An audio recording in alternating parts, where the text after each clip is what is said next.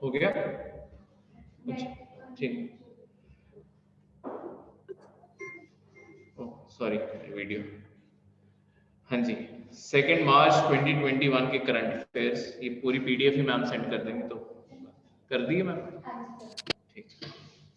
सबसे पहला current affair जो है, आपने रिसेंटली देखा होगा कि आपकी जो नेशनल स्टॉक एक्सचेंज है एनएससी, वो कुछ टाइम के लिए ऑफलाइन हो गई थी, जिससे बिलियंस ऑफ डॉलर्स का इंडियन इंडस्ट्री को नुकसान हुआ।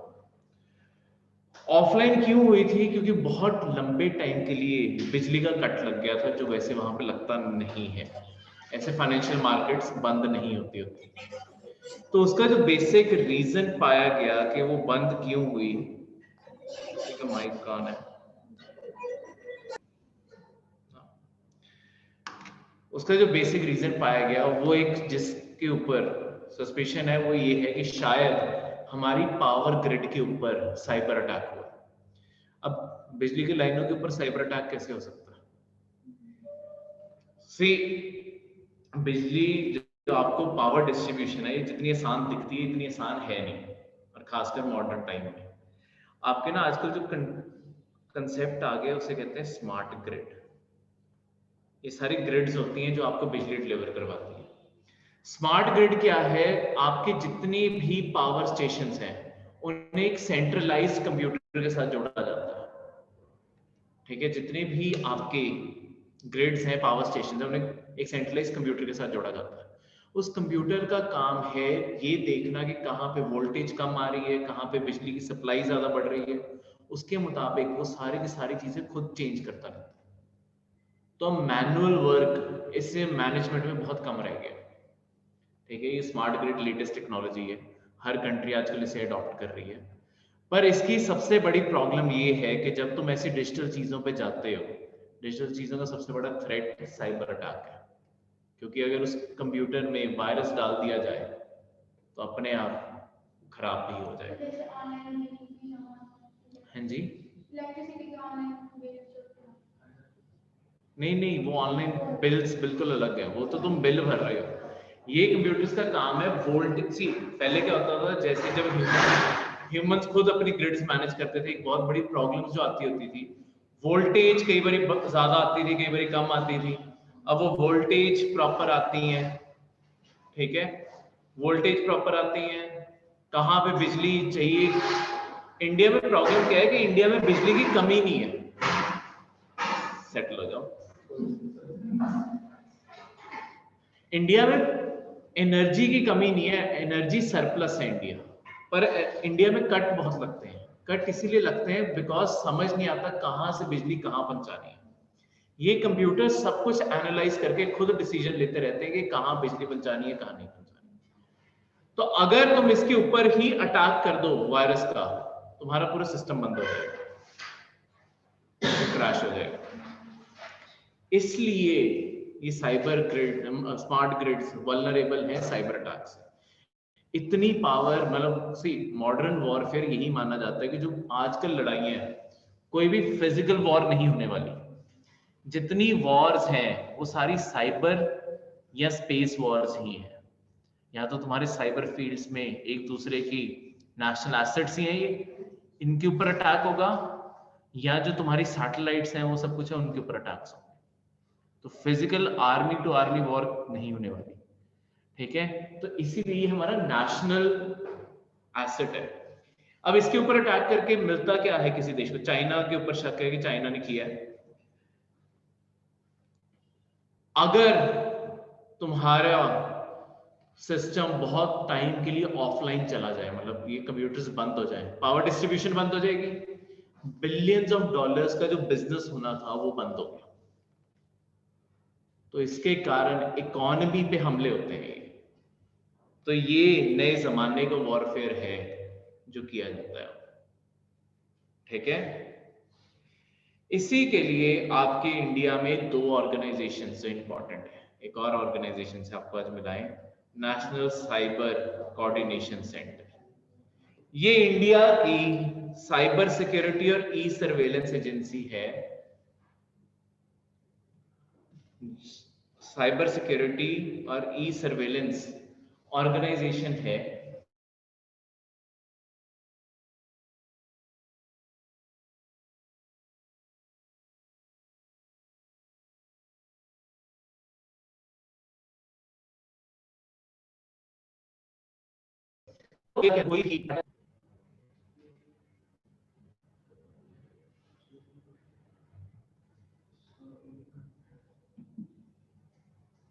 हाँ,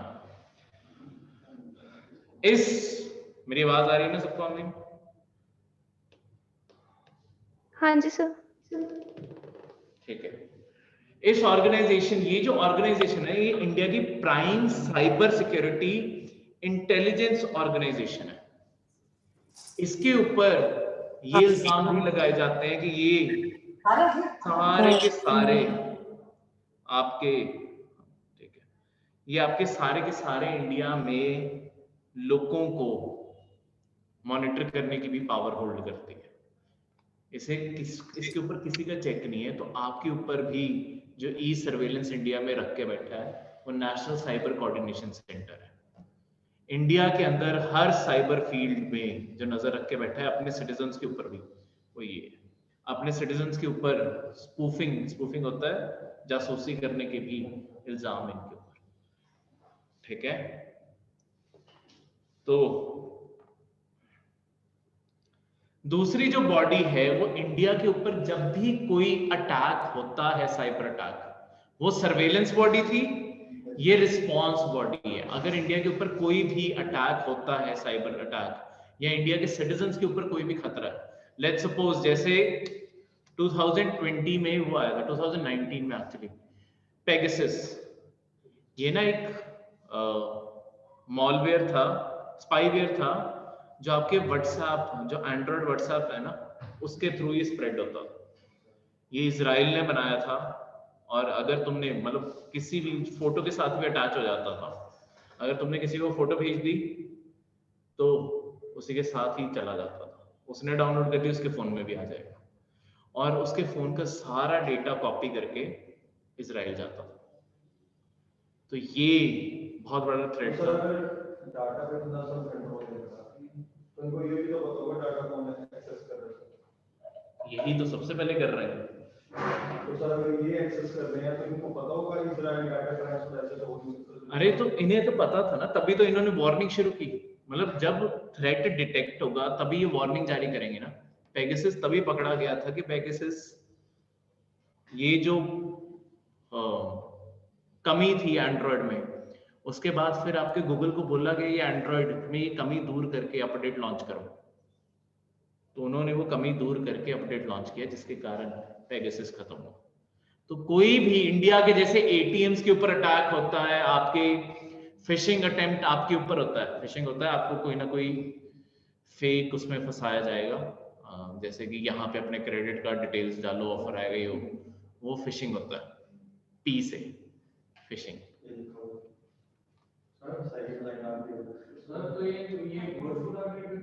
हाँ जी,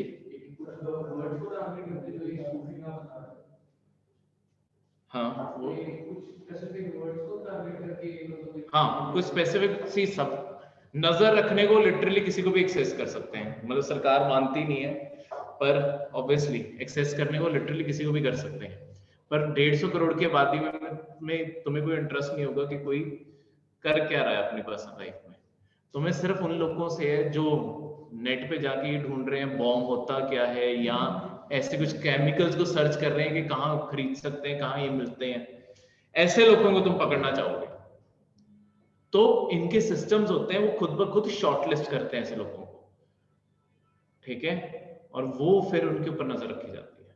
सबके ऊपर नजर रखना तो क्योंकि इम्पॉसिबल है, तो इसमें कंप्यूटर्स की बहुत ज्यादा हेल्प ली जाती है। तो ये सर्ट इन हमारी ऑर्गेनाइजेशन है जो ये रिस्पॉन्स करती है, और वो एनसीसीसी सर्वेलेंस करती है। सर जो ये मेमोरेंडम ऑफ अंडरस्टैंडिंग है, एग्रीमेंट है जो यूके की कंपनी और यूके की कैबिनेट और इंडिया के उसके बीच में, तो सर उनको भी एक्सेस करने डाटा?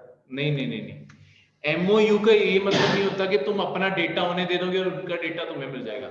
एमओयू का मतलब होता है कि अगर तुम्हारे कंट्रीज की आपस की कंपनीज में ये तुम्हारी कंट्री में बैठ के कोई क्राइम कर रहा है, हमारी कंट्री में हम हेल्प करेंगे एक दूसरे की उन्हें ढूंढने में।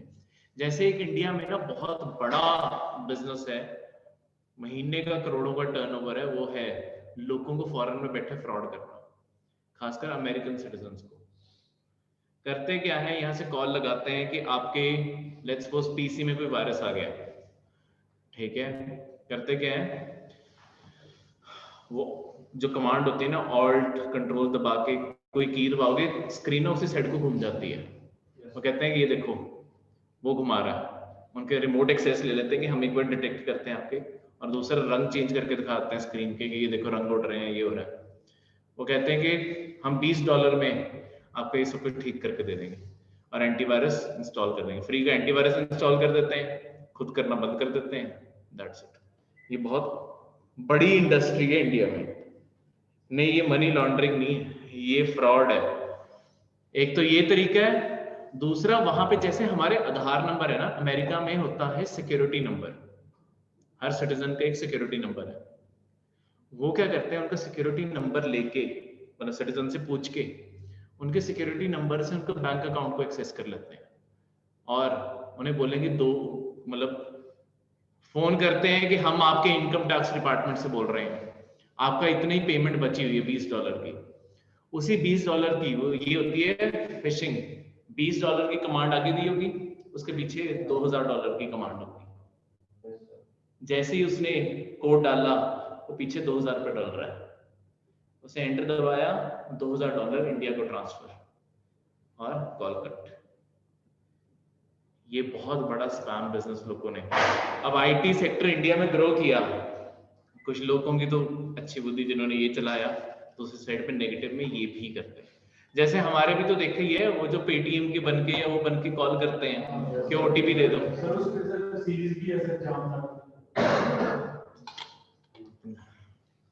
जमतार मैं सब देखता हूँ।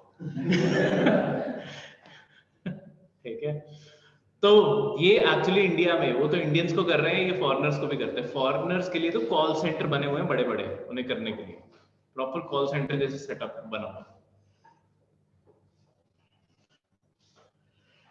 सेकंड है आपके अरावली हिल्स। अरावली हिल्स आपके गुजरात से लेके दिल्ली तक एक पूरी माउंटेन रेंज है। कॉन्टिन्यूअस है, डिसकंटिन्यूअस है? डिसकंटिन्यूअस, ठीक है, लगातार नहीं है, बीच में गैप्स हैं इसके। तो आपकी ये माउंटेन रेंज जो आपके राजस्थान में प्राइमरीली आ जाती है, उन्हें अरावली कहते हैं। सबसे पहला क्वेश्चन जो हिमाचल में पहले पूछा जा चुका है कि कहां से कहां तक है, डायरेक्ट ऑप्शन था गुजरात टू दिल्ली, ये बेसिक क्वेश्चन, ठीक है। ये जो रेंज है 692 किलोमीटर अप्रोक्सीमेटली है, साउथ वेस्ट डायरेक्शन में मुड़ी हुई। ये साउथ वेस्ट डायरेक्शन होगी ना, मतलब नॉर्थ ईस्ट वेस्ट साउथ, ये डायरेक्शन होगी ना, ये साउथ वेस्ट डायरेक्शन होगी, ठीक है। जिस साइड से शुरू होती है ना, हमेशा उस साइड की डायरेक्शन देनी होती है। तो इस साइड से शुरू हो रही है ना, चाहे होने को नॉर्थ ईस्ट भी कह सकते थे, पर शुरू इस साइड से हो रही है, इस कारण ये क्लियर है। अगर ऊपर से शुरू होती तो नॉर्थ ईस्ट होती, नीचे से शुरू होती है, इस कारण इसे ये कहते हैं। तो ये आपके हरियाणा, राजस्थान, दिल्ली और गुजरात को कवर करती है। इसकी हाईएस्ट पीक गुरु शिखर है, ठीक है। उसके बाद ओल्डेस्ट फोल्ड माउंटेन रेंज है इंडिया में। फोल्ड माउंटेन्स क्या होते हैं?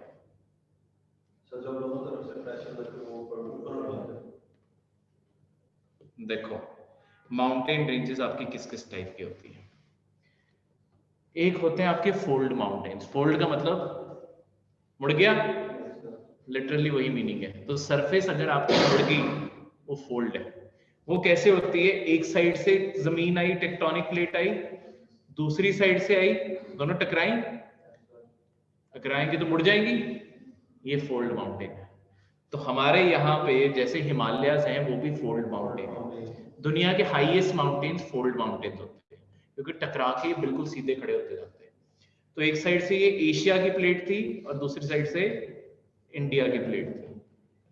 यहां से इस साइड से इंडिया आया, ऊपर एशिया, दोनों टकराए, यहाँ पे हिमालय। वैसे ही बहुत पहले जब इंडिया यहाँ पे था भी नहीं, इंडिया यहाँ कहीं था, ये यहाँ कहीं था, सारी दुनिया जब टेक्टोनिक प्लेट में मूवमेंट हो रही थी, ज्योग्राफी में करेंगे, ठीक है, तो वहां पे ये अराबीज भी ऐसे ही टकरा के बने, ठीक है। होता क्या है, जैसे हिमालयस है, हिमालयस आज भी एक्टिव टेक्टोनिक, जो अर्थक्वेक आता है वो तब आता है जब आपकी टेक्टोनिक प्लेट्स हिलती हैं, अर्थ के अंदर से टेक्टोनिक प्लेट्स मूव करती हैं, आपस में टकरा रही होती हैं, तब हमें अर्थक्वेक महसूस होता है।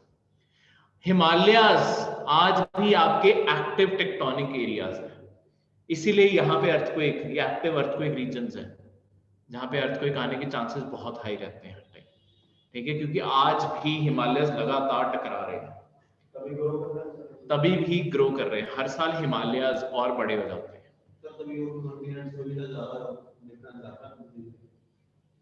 हाँ, मतलब सारी प्लेट्स हिल रही हैं आपके, जैसे ये जो अफ्रीका है, अफ्रीका आपको यहाँ से ये टूट जाएगा, यहाँ पे ना क्रैक है, यार ये जो आपको भी अफ्रीका का मैप ध्यान से देखना, यहाँ पे ना लेक्स ही लेक्स हैं, ये लेक्स बेसिकली इसलिए बनी है क्योंकि यहाँ पे ना दरारें आ चुकी हैं, टेक्टोनिक प्लेट में गैप आ चुका है, तो वहां पे पानी, हाँ रिफ्ट वैली, रिफ्ट होता है कि दरार आ जाना, उसके अंदर पानी भर गया तो लेक्स बन गई है।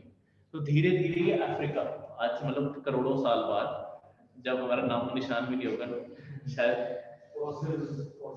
फॉसिल्स के तौर पे हमारा भी किसी को स्कल मिले और वो भी हमें देख रहे हैं, यहाँ से ये टूट जाएगा, ठीक है, तो यहाँ पे भी एक सी बन जाएगा, ये इधर को हो रहा है, इधर को हो रहा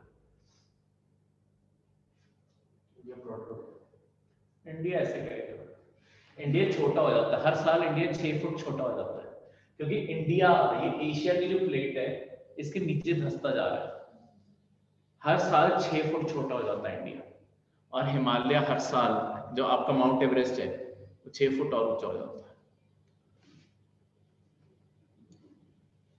ठीक है। तो ये ऐसे चल रहा है, ऐसे आपके ये पहाड़ बन रहे हैं, इन्हें कहते हैं फोल्ड माउंटेन। फोल्ड माउंटेन्स के बाद और माउंटेन्स के टाइप जैसे होते हैं, एक होते हैं ब्लॉक,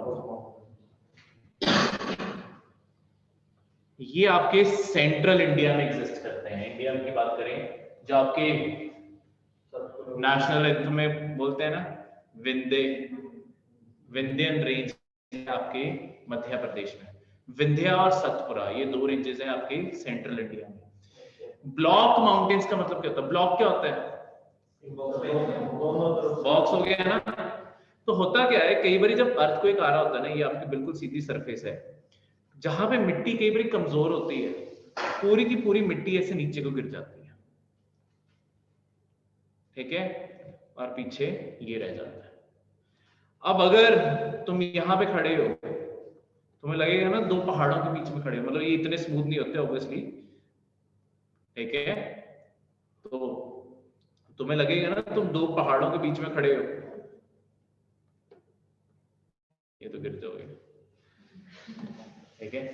तो अचानक ही लगने लगता है कि साइड पे ये पहाड़ आ गए, पर पहाड़ नहीं आए, हुआ क्या है कि ये वाली मिट्टी कमजोर थी, इसलिए ये नीचे गिर गई है और साइड वाली ऊपर खड़ी रह गई है।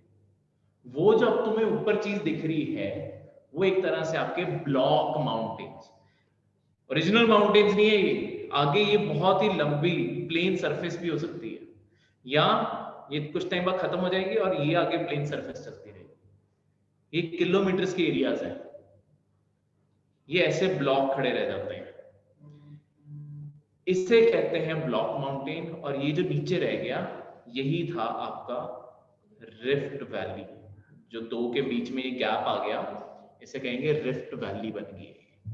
यहाँ पे कई बारी जैसे यहाँ पे लेक्स बन गई है, ठीक है, हमारे इंडिया में नर्मदा जो नदी है, वो रिफ्ट वैली की नदी है, वो रिफ्ट वैली के बीच में से फ्लो करती है, क्लियर है। हाँ जी बिल्कुल, सॉइल बेयरिंग कैपेसिटी, अगर इंजीनियरिंग की बात करें तो सॉइल बेयरिंग कैपेसिटी कम होती है, तो इसी कारण ये ब्रेक होती है, ठीक है।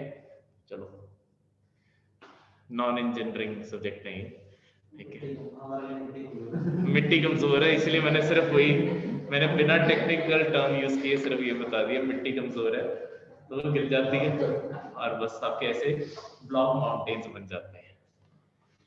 तीसरे टाइप के माउंटेन्स इंडिया में सिर्फ एक ही है, वो है वोल्केनिक माउंटेन्स।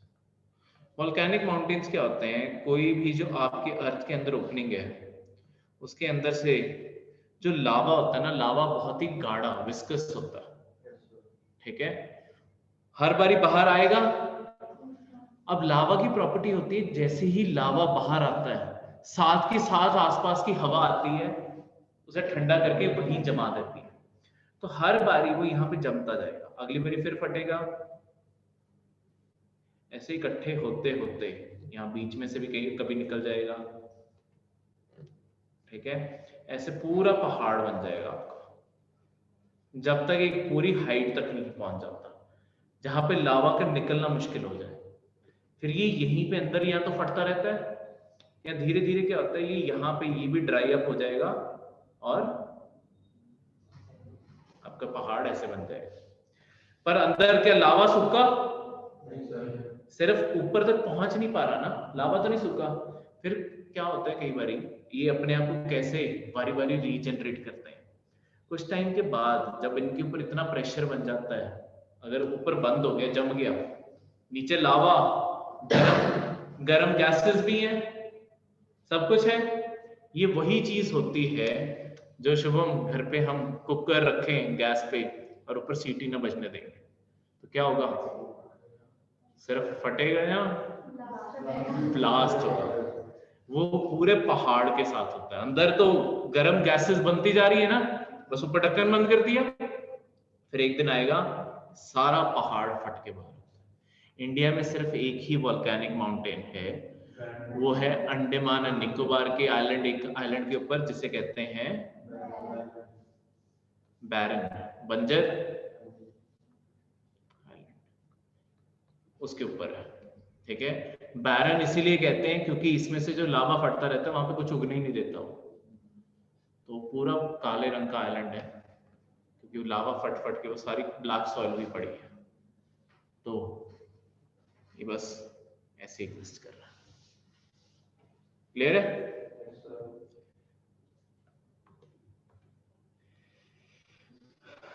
अब बेसिकली आपका करंट अफेयर और किस चीज के बारे था, बाकी यहाँ पे सारे पॉइंट्स लिखे हैं, इसमें से अरावली से वहां से कौन सी वो सब कुछ। इसके अलावा हरियाणा गवर्नमेंट ने बेसिकली अरावलीज में माइनिंग की परमिशन ये बोला है कि हमें दोबारा से करने दो, ठीक है। माइनिंग से एक चीज आती है कि आपके जो मिनरल्स होते हैं जिनकी माइनिंग होती है उन्हें दो कैटेगरीज में बांटा जाता है सरकार की तरफ से, मेजर और माइनर। मेजर मिनरल्स जैसे कि कोल हो गया, पेट्रोल हो गया, ये मेजर मिनरल्स हैं। माइनर मिनरल्स बोल्डर यानी कि पत्थर हो गए, ठीक है, ऐसी छोटी छोटी चीजें, बस ऊपर से रीड कर लेना, कोई ज्यादा इंपॉर्टेंट नहीं होते, पर ऊपर से सिर्फ एक बार रीड कर लेना कौन से वो आपके हैं। क्लियर है?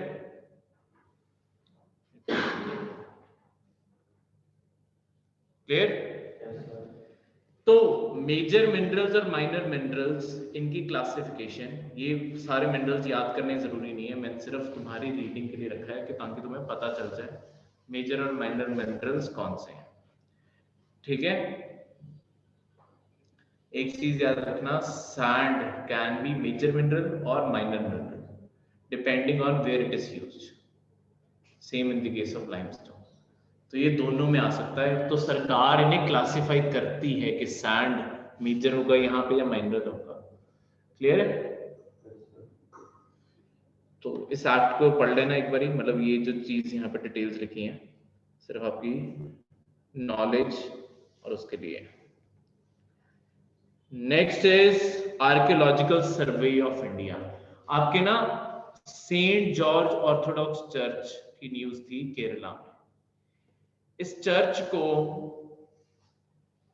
तोड़ा जाना था क्योंकि आपके नेशनल हाईवे 66 को चौड़ा करना था, तो ये बिल्कुल रोड के साथ पड़ता था, तो इसे तोड़ के वहां पे सड़कें बनानी थी।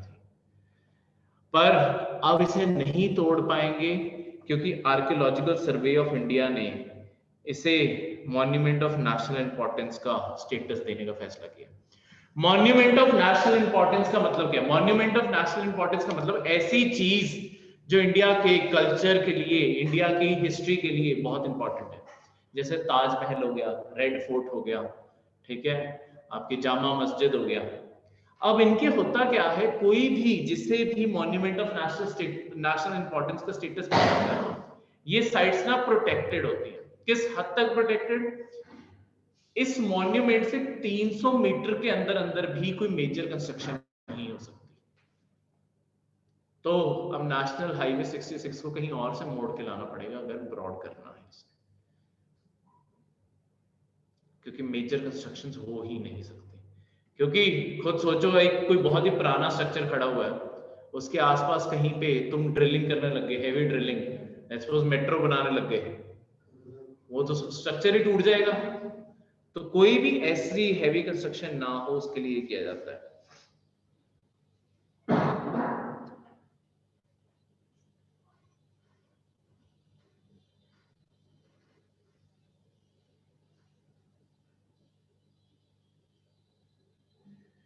ऐसे क्या? अरे मुझे बात नहीं समझ आई। तो आपकी यहाँ पे दो ऑर्गेनाइजेशंस जिसकी न्यूज, एक आर्कियोलॉजिकल सर्वे ऑफ इंडिया, ये मिनिस्ट्री ऑफ कल्चर के अंडर आती है, जिसका काम है आर्कियोलॉजिकल रिसर्च करना और conservation and preservation of cultural monuments करना। 1861 में ये शुरू की गई थी अलेक्जेंडर कनिंघम के द्वारा, ठीक है। दूसरी, ये इसे यहाँ पे आना चाहिए था, ये बोल्ड नहीं हो पाया, national highway authority of India. ये अथॉरिटी रिस्पॉन्सिबल है इंडिया के सारे नेशनल हाईवेज को बनाने के लिए, उन्हें मेंटेन करने के लिए, इसकी रिस्पॉन्सिबिलिटी है। तभी तो जितने भी नेशनल हाईवे हैं उसके आसपास इसका बोर्ड पक्का लगा हुआ है, NHAI, वो इसलिए लगा होता है। सबको नंबरिंग भी यही देती है, हर चीज यही हैंडल करती है पूरे नेशनल हाईवेज। नेशनल हाईवेज हमारे किस इंपॉर्टेंस के हैं?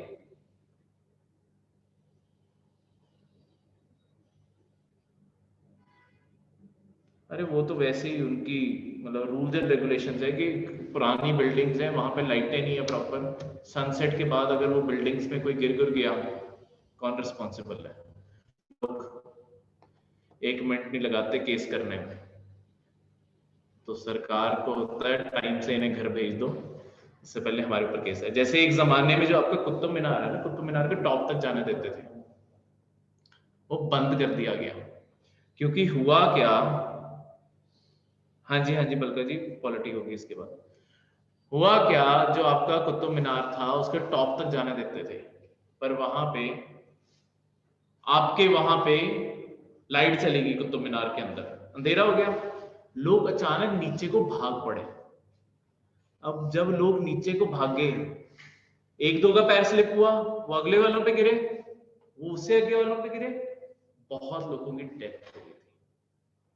तो कुतुब मीनार को उसके बाद बंद कर दिया गया कि बाहर से देख लो तुम, ठीक है, तुमसे 2 मिनट सफर नहीं होता कि जनरेटर स्टार्ट हो तो जाना है, ऐसा तो क्या ही हो गया। तो इसके कारण ये बिल्डिंग्स इसलिए बंद कर दी जाती हैं, वो तो सेफ्टी कंसर्न है।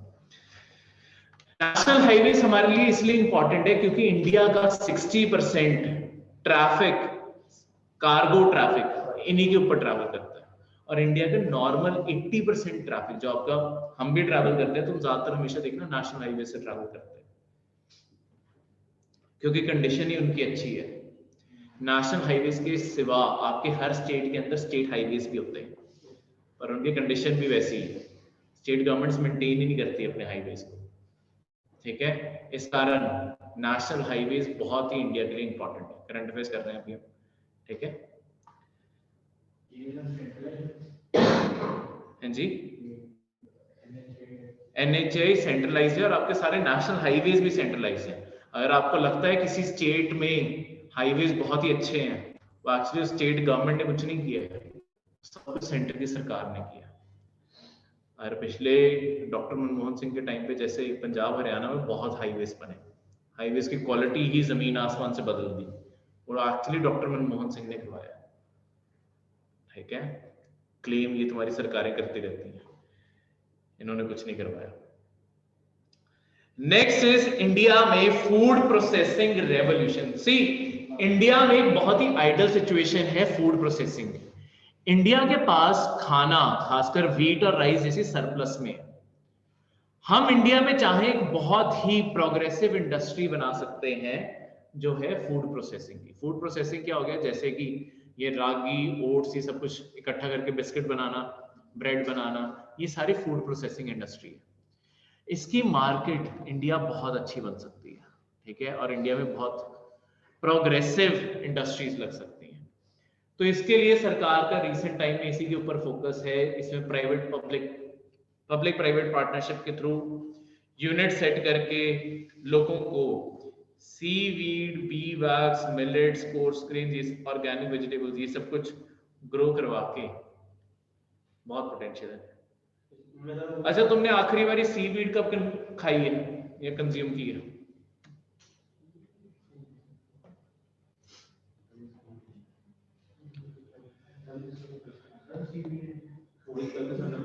समुंदर के अंदर जो घास उगता है, घास मतलब लंबी लंबी ना वेलों जैसा उगता है पानी के अंदर।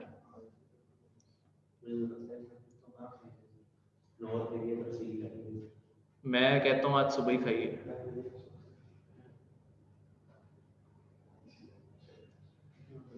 लड़कियों के लिए जब भी तुम मेकअप करते हो तुम सीवीड भी कंज्यूम कर रहे हो। सीवीड $1 ट्रिलियन इंडस्ट्री है दुनिया की। ये कॉस्मेटिक्स के अंदर यूज होता है, और उसके अलावा जो आपके टूथपेस्ट हैं उसके अंदर one of the ingredient seaweed होता है, कोई ना कोई सीवीड होती है। सीवीड बहुत सारी है, नहीं किरण, रेड एल्गी नहीं, वो एल्गी है, वो अलग स्पीशीज है। सीवीड लंबे लंबे जैसे आपकी बेल नहीं जाती होती, ऐसी की चीज पानी के अंदर उगती है। दिखने में लगेगी इसका क्या यूज है, तुम इसे खाने से लेके कॉस्मेटिक प्रोडक्ट से लेके आपके टूथपेस्ट, हर चीज में इसका यूज है। तभी ये $1 ट्रिलियन इंडस्ट्री अपने आप में, जो इसका बिजनेस करते हैं अरबों करोड़ों में कमा रहे हैं, कभी किसी ने सोचा ही नहीं। ठीक है, तो ये चीजों की इंडस्ट्री इंडिया में सेट करने की अब कोशिश की जा रही है, क्योंकि आपके सीवीड सी नॉर्थ में ऑब्वियसली नहीं मिलती, तुम्हारी बात सही है। ठीक है, खारा पानी चाहिए, सॉल्टी वाटर चाहिए, इंडिया, नॉर्थ इंडिया में नहीं अवेलेबल। फ्रेश मतलब ओशन वाटर या सी वाटर्स चाहिए।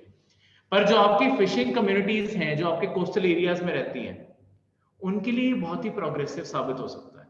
फिशरमैन भी फार्मर्स की तरह बहुत ही कम कमाते हैं, फिशरमैन की कमाई तो और भी कम है, तो उनके लिए ये बहुत ही पॉजिटिव साबित हो सकता है। आपके जो नॉर्थ में है उनके लिए bee keeping, bee wax, bee keeping का जो बिजनेस है ये नॉर्थ इंडिया में प्रमोट किया जा रहा है। ठीक है, तो क्योंकि बी कीपिंग से क्या होगा, जो आपका आम फार्मर है, एक तो उसकी इनकम बढ़ जाएगी, दूसरा बीज एज अ ह्यूमन बीइंग तुम्हारे लिए बी के इंपॉर्टेंस निभाते हैं। पॉलिनेशन, ये माना जाता है कि अगर बीज खत्म हो गए उसके 5 साल के अंदर अंदर इंसान खत्म हो जाएगा। तो बीज जब भी एक प्लांट से दूसरे प्लांट जाते हैं वो उनकी जेनेटिक्स ट्रांसफर करती हैं, जिसके कारण अल्टीमेटली आपकी इन्वायरमेंट ग्रो करती रहती है। इसलिए आपकी बीज की इंपॉर्टेंस बहुत ज्यादा है नेचर में। क्लियर है? तो सर सीवेट क्या एक काम गवर्नमेंट करता की है? आपकी फूड प्रोसेसिंग के रिगार्डिंग स्कीम है, जिसे कहते हैं mega food parks. Mega food parks क्या है? ये ऐसे पार्क्स बनाए जा रहे हैं यहाँ जहां पे गवर्नमेंट फ्रंट एंड बैकवर्ड, सरकार की जो टर्मिनोलॉजी है इस चीज को याद रखना, फ्रंट एंड बैकवर्ड लिंकेजेस करने हैं। Front, forward and backward, sorry, forward and backward linkages करने हैं। अब फॉरवर्ड और बैकवर्ड लिंकेजेस होता क्या है कि आपके एग्रीकल्चर सेक्टर को मैन्युफैक्चरिंग सेक्टर से और मैन्युफैक्चरिंग सेक्टर को सेलर से कनेक्ट करना है फूड इंडस्ट्री में। एक मिनट, अच्छा एक मिनट, नेहा स्पीकर ऑन कर दूंगा, बंद हो गया, बोल लिया करो बीच बीच में।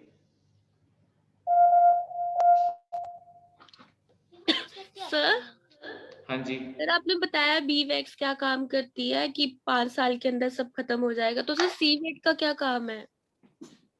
बी वीड का एक्चुअली नेचर में कोई काम नहीं है। तो फिर बी क्यों? वैक्स का तो बीज का काम बता रहा हूँ मैं, बीज का। बी वैक्स तो उनके प्रोडक्ट से बनती है। सी वीड अपने आप में, सी वीड जो वर्ड है, वीड का मतलब होता है एनीथिंग दैट इज अननेसेसरी, जो नेचर में बेफालतू में उग रही है, उसे वीड कहते हैं। ये समुंदर में जो चीज बेफालतू में उग रही है उसे सी वीड कहते हैं। क्लियर है? तो इसके चलते हुए गवर्नमेंट 42 मेगा फूड पार्क्स पूरे इंडिया में बना रही है और उसे कनेक्ट करने की कोशिश कर रही है फार्मर्स को मार्केट से। Next is Hirakud dam. Hirakud dam कौन सी नदी के ऊपर बना है? पहला क्वेश्चन यही बन सकता है। महानदी। कौन सी स्टेट में? ओडिशा में। ठीक है, इसके बाद मेनली यही है, बाकी के सारे एक्स्ट्रा पॉइंट्स पे लिख दिए, पर सबसे मेन पॉइंट हमेशा डैम की यही होते हैं।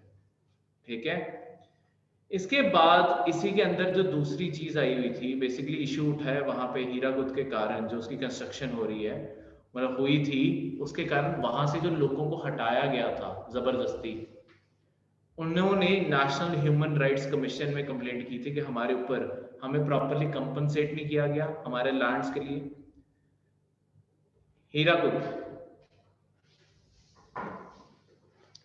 होता क्या है, जब भी डैम बनाया जाता है ना, कहीं पे भी पानी रुक रहा है, पीछे जितना एरिया होगा ना, वो सारा एरिया, आसपास का एरिया सारा फ्लड कर देता है। तो लोगों की जो जमीनें होती हैं वो सब कुछ पानी के अंदर, लोगों के घर लिटरली पानी के अंदर हो जाते हैं। जब आपके ना पिछले 3 साल से तो मानसून अच्छा आ रहा है, उससे पहले 2017-16 में, जब उससे मतलब उससे पहले 4 साल ना मानसून आया ही नहीं इंडिया में। तो हुआ क्या, आपके डैम्स लिटरली, अगर 2017 में बारिशें ना शुरू होती तो इंडिया की हालत बहुत ही बुरी थी। हमारे इंडिया में 95% जो हमारे रेजरवायर थे, डैम्स थे, वो क्रिटिकल कंडीशन में थे, यानी कि उनमें पानी बिल्कुल खत्म था। तो वहां पे वो जो पानी खत्म होने की कंडीशन आई, वो इसलिए आई, बारिशें ना होने के कारण। उसमें क्या करते हैं फिर, करंट अफेयर उस साल के आते थे, किसी गांव के कोई रिमेन्स मिले हैं, क्योंकि वो पानी के अंदर ही जा चुके थे। अभी हीराकुद के चलते हुए आसपास के जो लोगों के घर डूबे, ये कहते हैं कि हमें प्रॉपरली कंपनसेट नहीं किया गया। तो उसके चलते हुए आपके हीराकुद डैम के लोगों ने नेशनल ह्यूमन राइट्स कमीशन पे कंप्लेंट किया कि हमें प्रॉपर कंपनसेशन दिलाओ। ये जो कमीशन है ये 1993 में बनाई गई थी। इसका काम है लोगों को, कोई भी उनकी ह्यूमन राइट्स की वायलेशन हुई है उसके लिए इंसाफ दिलाना। अपने आप में ये कभी भी इंसाफ नहीं दिला सकती, ये मैं तुम्हें बता दूं। ऐसा नहीं है कि इसके पास कंप्लेंट करोगे इंसाफ मिल जाएगा। इस बॉडी का काम है सिर्फ जो विक्टिम्स हैं उनके केस को स्टडी करना, रिपोर्ट बनाना, और हाई कोर्ट या सुप्रीम कोर्ट में उनके बिहाफ पे केस कर देना। केस का सारा खर्चा ये उठाएगी, ये है, पर केस अल्टीमेटली हाई कोर्ट या सुप्रीम कोर्ट ही होता है। ठीक है, बस ये है कि स्पेशल बॉडी उनकी सुनवाई के लिए बनाई गई है। ठीक है, ऑब्वियसली ज्यादातर केस हमेशा सरकार के केस होते हैं, इसी कारण सरकार ने इसे कोई पावर नहीं दी। ठीक है, सिर्फ एक ही चीज की पावर है कि इन्वेस्टिगेशन कर सकती है, दैट्स इट। इन्वेस्टिगेशन के बाद कोई सजा, कुछ भी इसके हाथ में नहीं। ठीक है, तो ये क्या क्या काम कर सकती है, जैसे ह्यूमन राइट्स को प्रोटेक्ट करने के लिए किसी को बोल सकती है कोई भी चीज इंप्लीमेंट करनी है, जेल्स को विजिट कर सकती है वहां के कैदियों की हालत देखने के लिए कि वो कैसे रह रहे हैं, ये सारी चीजें इसका काम है। ठीक है, अब इसकी कॉम्पोजिशन के ऊपर भी क्वेश्चन आ सकते हैं, इसमें होता कौन कौन है? एक चेयरमैन होता है और 4 अदर मेंबर्स होते हैं।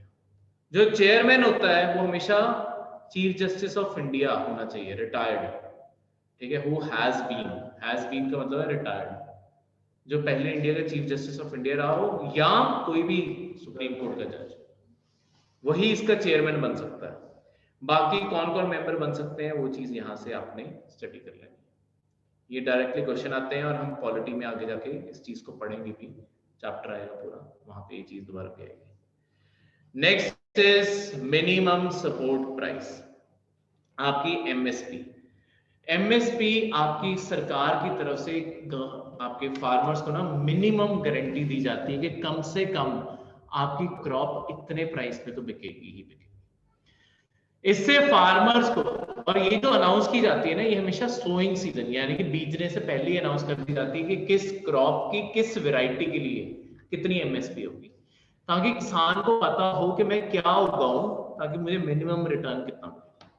सारी क्रॉप्स को ये नहीं कवर करती, ना सारे इंडिया के फार्मर्स को कवर करती है, ये सिर्फ जो आपका मेन ग्रोइंग बेल्ट है इन्हें कवर करती है। सारे इंडिया में एमएसपी नहीं है, ठीक है। एमएसपी अब तभी किसान प्रोटेस्ट कर रहे हैं कि एमएसपी खत्म होगी तो मिनिमम गारंटी खत्म हो जाएगी, मिनिमम कितने में बेचना। सी ये एक तरह से सरकार की तरफ से ना मार्केट इंटरवेंशन है। सरकार क्यों खत्म करना चाहती है उसका भी यही कारण है। ये ना एक तरह से सरकार की तरफ से मार्केट इंटरवेंशन है। सरकार ने रुख जो अपना लिया है अपना, वो है कैपिटलिज्म का। कैपिटलिज्म का मतलब है कि तुम्हारी सारी इकोनॉमी सिर्फ दो प्रिंसिपल पे चलेगी, डिमांड और सप्लाई। किसी चीज की कितनी डिमांड है, किसी चीज की कितनी सप्लाई है। अगर तुम्हारी मार्केट में किसी वेजिटेबल की जिस साल सप्लाई कम होती है उसके प्राइसेस भी देखो, हर साल जैसे अनियन ही हो गया, अनियन हर साल शूट अप करता है। क्यों?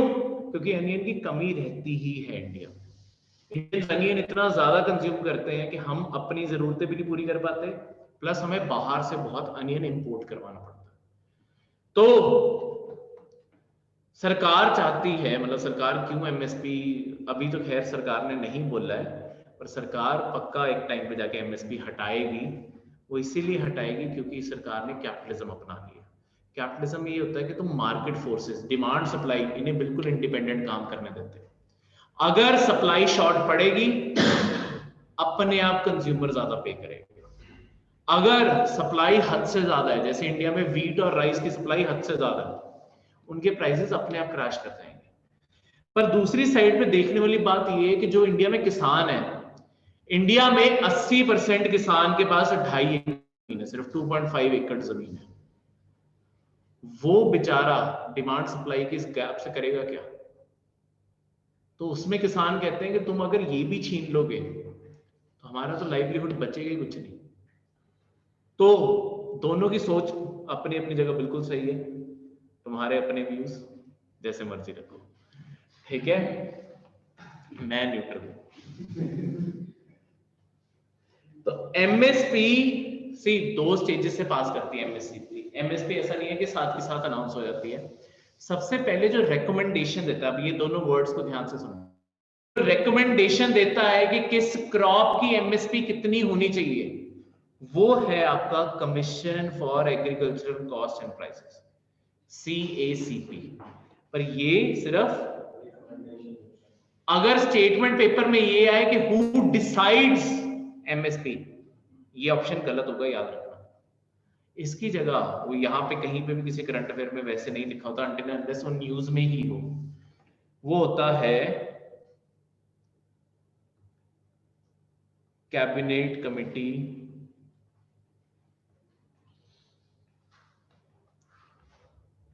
Of economic affairs, cabinet committee of economic affairs on, of नहीं ऑन इकोनॉमिक अफेयर्स, ठीक है। ये फाइनल डिसीजन लेती है कि किस क्रॉप की कितनी एमएसपी होनी चाहिए। तो इन स्टेटमेंट्स को ध्यान से पढ़ना, ध्यान से समझना, ठीक है दिलप्रीत।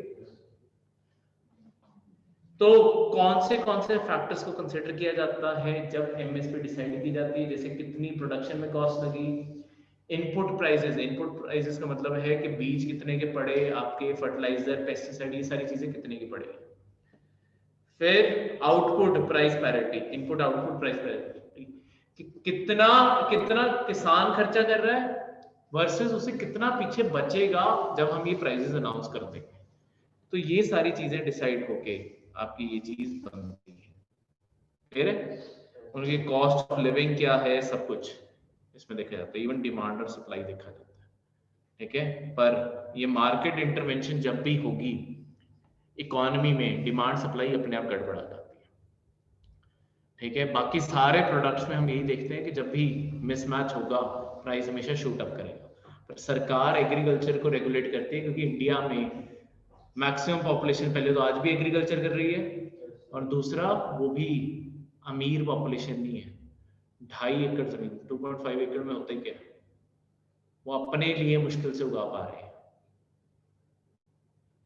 ठीक है, तो CACP बारे में अलग से दे दिया। ये एक डिसेंट्रलाइज्ड एजेंसी है जो 1965 में बनाई गई थी।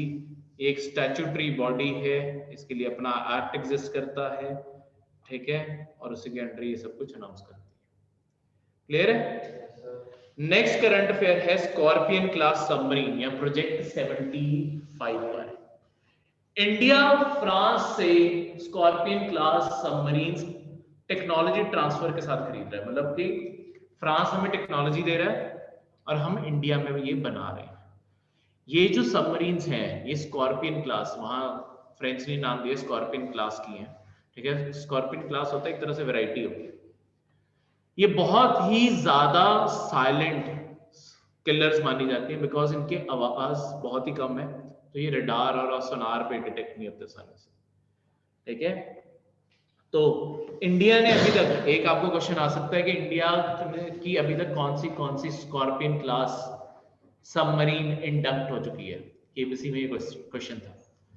ठीक है, ये एक्चुअली केबीसी में क्वेश्चन था।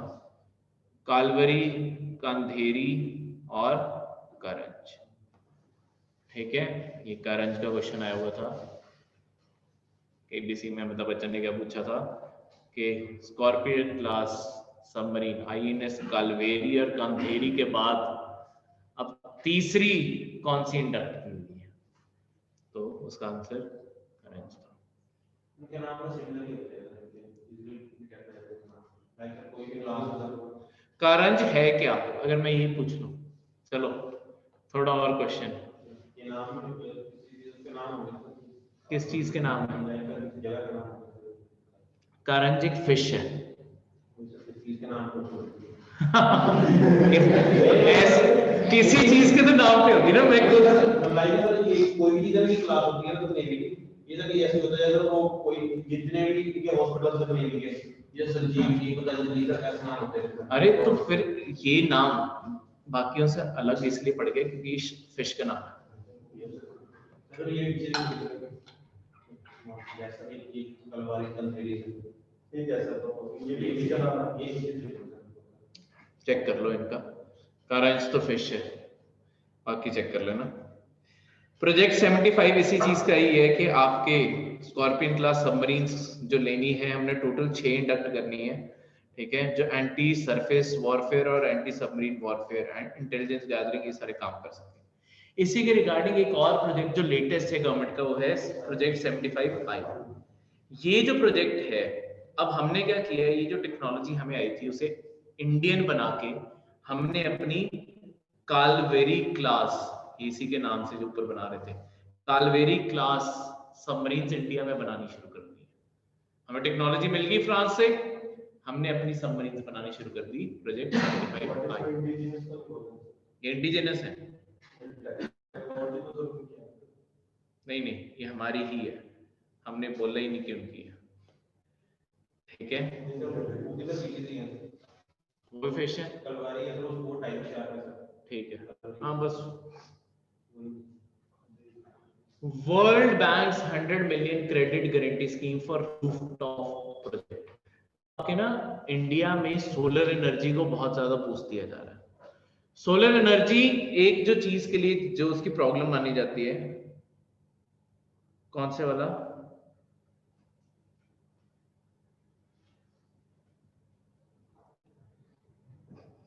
सोलर एनर्जी इंडिया में, अभी पहले मैं ये बताता हूँ। सोलर एनर्जी इंडिया में बहुत ही मेजर इस टाइम फोकस पे है सरकार के कि हमें सोलर एनर्जी इंडिया में बहुत बढ़ानी है। रिन्यूएबल एनर्जी है, दूसरा अनलिमिटेड है, एक्सपेंडिचर बहुत ही कम पड़ेगा किसी ने भी ये लगवाई तो, इसलिए इसके ऊपर फोकस है कि आपकी सोलर एनर्जी बढ़ाई जाए। अब सोलर एनर्जी के साथ दिक्कत 2 है। पहली दिक्कत क्या है सोलर एनर्जी के साथ? जिस दिन सूरज नहीं आएगा, रात को रोज ही सूरज आता ही है, 24 घंटे तो इस चीज की सप्लाई नहीं है, तो प्रॉब्लम क्या आती है, आपके रात को थर्मल पावर प्लांट्स ऑन करने पड़ते हैं। अब होता क्या है, थर्मल पावर प्लांट्स की जो एफिशिएंसी होती है वो तभी आती है अगर वो सारा दिन चले। अगर उन्हें कुछ घंटे चलाओगे वो एफिशिएंट ही नहीं होते, क्योंकि कुछ टाइम तो गर्म होने में लगाते हैं, ठीक है, तो फिर उन्हें सारा दिन चलाना पड़ता है। तो पहली प्रॉब्लम है एनर्जी को स्टोर करने की, जिसके लिए बैटरी टेक्नोलॉजी के ऊपर स्पेंड किया जा रहा है कि बैटरीज ऐसी बनाई जाए कि आपकी सबसे एफिशिएंट चीज निकल के आ सके, ठीक है। जैसे कि टेस्ला ने वॉल माउंटेड बैटरीज बनाई है, वो अभी कमर्शियल प्रोडक्शन में नहीं आई, पर टेस्ला का दिमाग बहुत ही अच्छा है इस चीज में कि दीवारें वैसे तो फालतू ही पड़ी हैं, उनके इसके साथ अगर टाइल्स के तौर पे बैटरीज ही लगा दें, सारे घर को वही रन कर लेंगे, ठीक है। बिल्कुल, हाँ हाँ, पेंट का भी खर्चा नहीं, ठीक है, सारी चीजें बच जाएंगी और आपकी टाइलों के तौर पे दीवारों पे बैटरीज लग जाएंगी। दूसरी प्रॉब्लम क्या है सोलर एनर्जी के साथ, दूसरी प्रॉब्लम क्या है? एरिया बहुत ज्यादा चाहिए सर। सप्लाई तो सारे इंडिया को ही है, एरिया ह्यूज एरिया चाहिए सर इंस्टॉलेशन में। एरिया बहुत बड़ा है, ये एरिया बहुत कंज्यूम करती है, ठीक है। इंस्टॉलेशन के लिए सरकार सब्सिडी भी देने को तैयार है, सब कुछ देने को तैयार है। सबसे बड़ी प्रॉब्लम है इतना ओपन एरिया तुम लेके कहां से आओ, क्योंकि अगर पेड़ों के नीचे लग गई फिर फायदा क्या रहा, ओपन एरिया चाहिए। तो इसी कारण जो ऑल्टरनेटिव सोल्यूशन है कि वो सारी बिल्डिंग्स की रूफटॉप्स पे लगा दें, वहां से जो बिजली प्रोड्यूस होगी उसी बिल्डिंग को अगर वो चला दे वो भी मोर देन सफिशिएंट। तो इसी के चलते हुए ये बनाया जाए, ठीक है। आपके सारे इंडिया में रूफटॉप सोलर लगाए जा रहे हैं, आपके चंडीगढ़ में भी कंपलसरी कर दिया कमर्शियल बिल्डिंग्स पे, जल्दी 2 साल में। बिल्कुल, तो इंडिया में इसी चीज के चलते हुए, ठीक है, हमने क्योंकि टोटल 40 गीगावाट एनर्जी 2022 तक सिर्फ सोलर से बनानी है, ये हमारा टारगेट है, ठीक है। जूम कर लो अगर छोटा लग रहा है, क्लियर है, क्योंकि हमारा टोटल 175 गीगावाट्स का टारगेट है, जिसमें से 40 हम सिर्फ सोलर से करना चाहते हैं। 175 सारी रिन्यूएबल एनर्जी का टारगेट हमने दिया हुआ है 2022 तक, ठीक है। तो इसलिए ये चीज इंपॉर्टेंट है। तो आपका वर्ल्ड बैंक बेसिकली कर क्या रहा है, वर्ल्ड बैंक आपकी गारंटी दे रहा है आपके बैंक्स को कि कोई भी रूफटॉप लगाना चाहता है उन्हें फ्री में लोन दो, मतलब बिना डर के, फ्री में नहीं, बिना डर के लोन दो। अगर वो लोन नहीं रीपे करेंगे तो वर्ल्ड बैंक जो है वो लोन दे देगा उनके लिए, ताकि बैंक्स को एनकरेजमेंट मिले, वो स्पेंडिंग करें और ये टेक्नोलॉजी और ज्यादा बढ़े। तो वैसे फील्ड में लगा दे तो ज्यादा एफिशिएंट रहेगा, राजस्थान में गुजरात जहां पड़े हैं वहां लगा ही रहे हैं, पर क्या कहते हैं, सी तुम सोच रहे हो जहां लगाने की वो है सैंड ड्यून्स, वो जो बड़े बड़े सैंड्स के पहाड़ बने हुए। सैंड ड्यून्स का प्रॉब्लम क्या है, सैंड ड्यून्स लगातार मूवमेंट में रहते हैं, सैंड ड्यून्स फिक्स नहीं है, सैंड लगातार, आज सी जब भी तुम जाओगे तुम सैंड ड्यून्स ऐसे ऐसे देख रहे हो ना, ये सैंड ड्यून क्या होगा, अगले दिन सैंड यहाँ ऐसे होगा, उससे अगले दिन ये थोड़ी और आगे चली जाएगी। सैंड लगातार मूव करती है, वो सेम जगह नहीं रहते। आज कहीं पे तुम एक झंडा लगा के गए कि कल आके देखेंगे, झंडा तुम्हें अगले दिन वहां दिखना ही, क्योंकि वो मिट्टी के नीचे होगा। शायद 15-20 दिन बाद कहीं से खड़ा हुआ तुम्हें दिख जाए, पर बहुत किलोमीटर आगे जाके दिखेगा, ठीक है। उससे पता चलता है कि सैंड लगातार मूव कर रहा है, वो सैंड एक जगह टिकी नहीं, ठीक है। लास्ट आपका एक बहुत ही सिग्निफिकेंट डेवलपमेंट, आपकी फर्स्ट वुमेन और फर्स्ट अमेरिकन, जो एक आपकी इंटरनेशनल बॉडी है world trade organisation, WTO, world trade organisation, पहली बारी उसकी फर्स्ट वुमेन और फर्स्ट अफ्रीकन प्रेसिडेंट बनी है, जो है नज़ुकी ओकोंजो ईवा कल्ला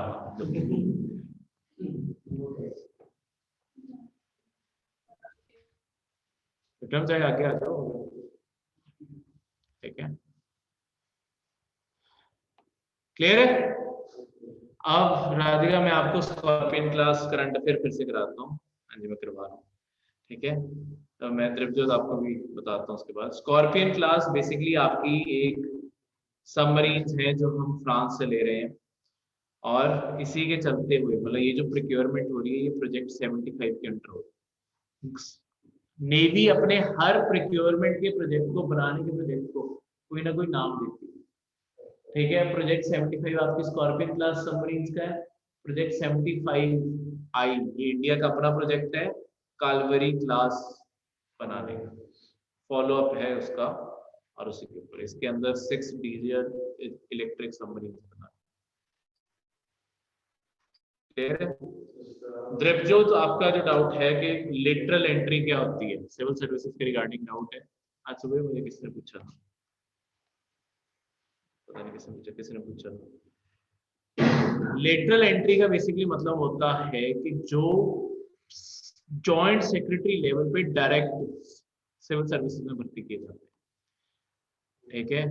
अब उस लेवल पे भर्ती ऐसा नहीं कि किसी को भी कर लिया जाता है, वो सरकार के मुताबिक लेटरल एंट्री एक्सपर्ट्स के लिए है, ताकि आपकी गवर्नमेंट को एक्सपर्ट्स का बेनिफिट हो सके। तो उसका बेसिक क्राइटेरिया ही ये है कि पहले 17-18 साल प्राइवेट सेक्टर में टॉप पोजीशंस पे काम करो, वहां पे जो तुम्हें एक्सपर्टीज मिलेगी उसके बाद तुम अप्लाई कर सकते हो। उसमें कोई एग्जाम नहीं है, डायरेक्टली तुम्हारे रिज्यूमे के बेसिस पे सिलेक्शन तो वो भी गारंटी नहीं है कि सिलेक्शन होगी।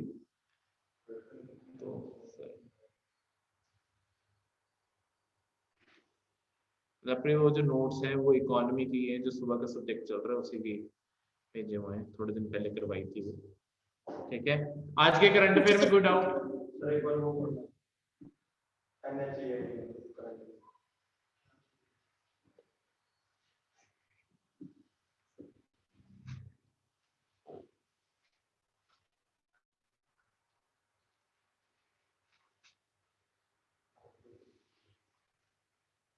बहुत सारे करंट अफेयर थे आज। हाँ जी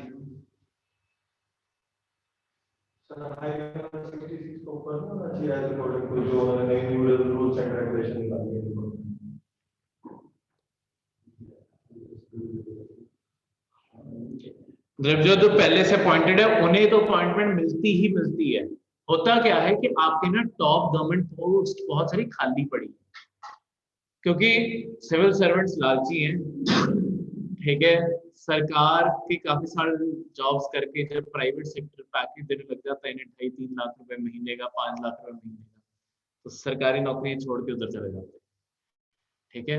या कई बार होता क्या है, जैसे सिविल सर्विसेज में आपको एक बहुत बड़ा बेनिफिट है, जब आपकी ट्रेनिंग पूरी होगी उसके बाद आप अप्लाई कर सकते हो फॉरेन स्टडीज, ठीक है। गवर्नमेंट ऑफ इंडिया के बिहाफ पे आप हार्वर्ड से लेके ऑक्सफोर्ड तक कहीं पे भी जाकर स्टडी कुछ भी डिग्री कर सकते हैं। आपको कोई सिलेक्शन क्राइटेरिया नहीं चाहिए, बिकॉज आपकी रिकमेंडेशन गवर्नमेंट ऑफ इंडिया की तरफ से, ठीक है। जो डिग्री करनी है करो। अब होता क्या है, उसके बीच में आपको सैलरी भी मिलती रहती है, तो तुम स्टडी कर रहे हो ऑन सैलरी, पर होता क्या है वहां जाके फिर वापस आते हुए दिखता है करोड़ों के पैकेज, वो क्या है गवर्नमेंट की नौकरी छोड़ देते हैं। पर उसमें एक क्राइटेरिया होता है कि अब जो तुम्हें वो फालतू में सैलरी दी है वो सारी चुकानी होती है, वो सेव करते रहते हैं कि वापस दे देंगे।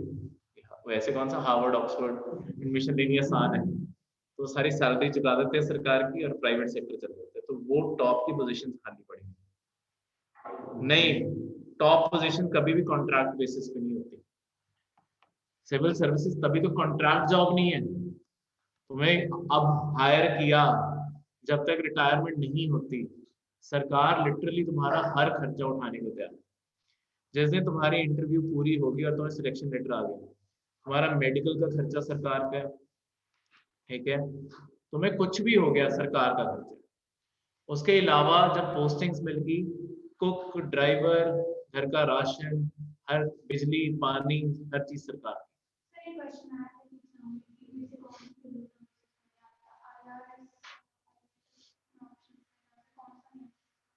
ठीक है, मतलब बाकी ऑप्शंस कौन से हैं? IRS भी सिविल सर्विसेज में है, IFS भी है सिविल सर्विसेज। तो तो आप मुझे पहले ऑप्शन दिखाओगे फिर तभी बता सकता था चार कौन सी नहीं है, ठीक है।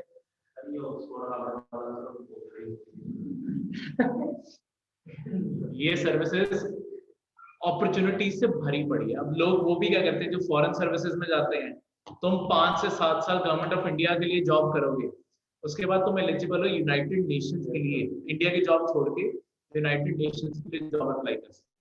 यूनाइटेड नेशंस की महीने की सैलरी 10 लाख रुपए है और उनकी जॉब सिर्फ 5 साल करनी है, उसके बाद 5 लाख पर मंथ पेंशन।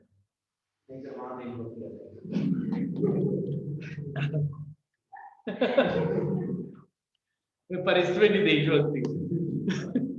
ये फर्क क्या है? हाँ मतलब हाँ सस्टेन, अगर तुम ये चाहते हो तो हाँ, मुझे लगा कि तुम कह रहे हो कि पढ़ के मैं छोड़ दूंगा।